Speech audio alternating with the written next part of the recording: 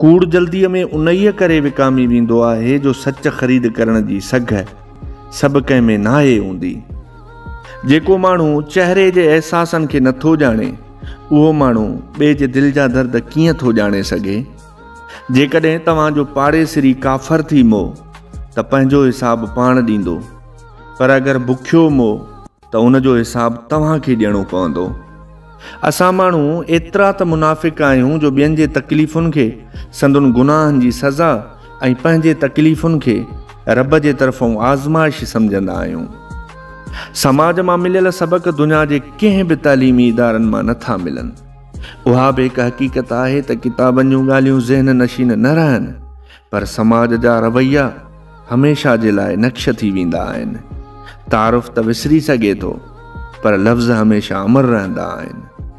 हुज़ूर अकरम जन जो फरमान आहे त जेकॾहिं झुकी वञणु यानी आजिज़ी अख़्तियार करण सां तव्हांजी इज़त घटिजी वञे थी त उहा क़यामत जे ॾींहुं मूंखां वठिजो।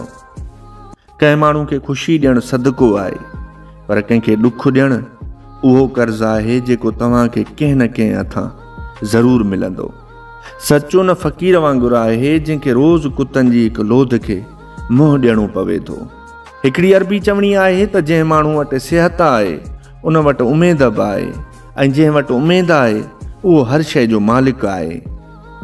सभ खां वधीक ख़तरनाक उहे माण्हू हूंदा आहिनि जेके लहजनि में जादू, लफ़्ज़नि में ॼार, दिमाग़ में प्लान ऐं मफ़ाद ख़ातिर दोस्त हुजण जी अदाकारी कंदा आहिनि। मग़रब वारा शराब पी माण्हुनि जी मदद कंदा आहिनि, ऐं असां मुस्लमान निमाज़ पढ़ी ॿियनि जा हक़ खाईंदा आहियूं।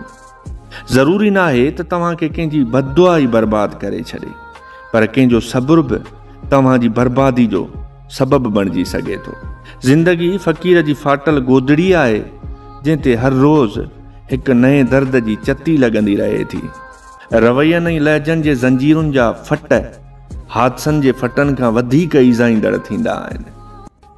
असीं माण्हू दहशत जे उन दौर में जीऊं पिया जिते शरीफ़ माण्हू लाइ संदसि शराफ़त ई वॾो अज़ाब बणियल आहे।